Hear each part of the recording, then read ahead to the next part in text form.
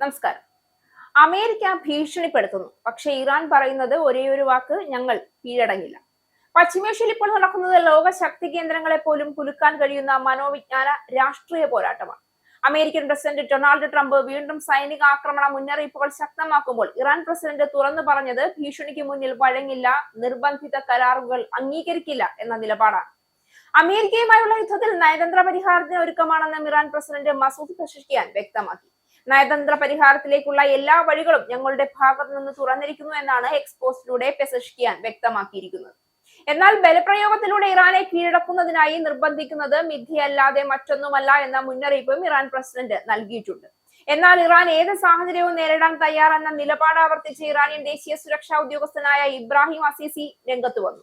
എക്സ്പോസ്റ്റിലൂടെയാണ് അസീസിയുടെ പ്രതികരണം ഉണ്ടായത്. അമേരിക്കയുടെ അവിശ്വാസ്യത പ്രകടമാക്കുന്നതാണ് ഇറാന്റെ അനുഭവം എന്ന് ചൂണ്ടിക്കാണിച്ച ഇബ്രാഹിം അസീസി അതുകൊണ്ടാണ് ഇറാൻ ഏത് സാഹചര്യത്തിനും തയ്യാറായതെന്നും വ്യക്തമാക്കുന്നുണ്ട്.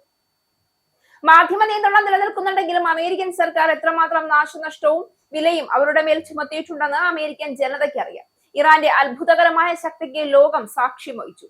എന്നിരുന്നാലും ഇനിയും നിരവധി സർപ്രൈസുകൾ അവശേഷിക്കുന്നുവെന്ന മുന്നറിയിപ്പും അസീസി നൽകിയിട്ടുണ്ട്.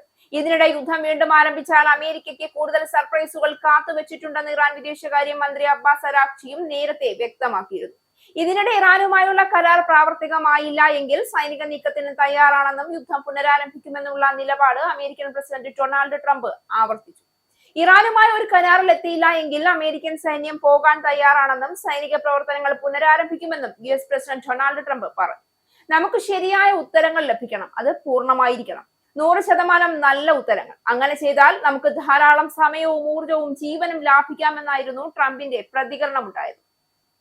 ഇറാൻ എണ്ണ ഉപരോധത്തിൽ ഇളവ് നൽകിയെന്ന വാർത്തകളും അമേരിക്കൻ പ്രസിഡന്റ് ഡൊണാൾഡ് ട്രംപ് തള്ളി. ഇറാൻ എണ്ണ ഉപരോധത്തിൽ ഇളവ് വാഗ്ദാനം ചെയ്തിട്ടുണ്ടോ എന്ന ചോദ്യത്തിനോട് പ്രതികരിക്കുകയായിരുന്നു അമേരിക്കൻ പ്രസിഡന്റ്. ഇറാൻ ഒരു കരാറിൽ ഒപ്പുവെക്കുന്നത് വരെ താൻ ഒരു ആശ്വാസവും നൽകില്ല എന്നായിരുന്നു മാധ്യമപ്രവർത്തകരോടുള്ള ട്രംപിന്റെ പ്രതികരണം.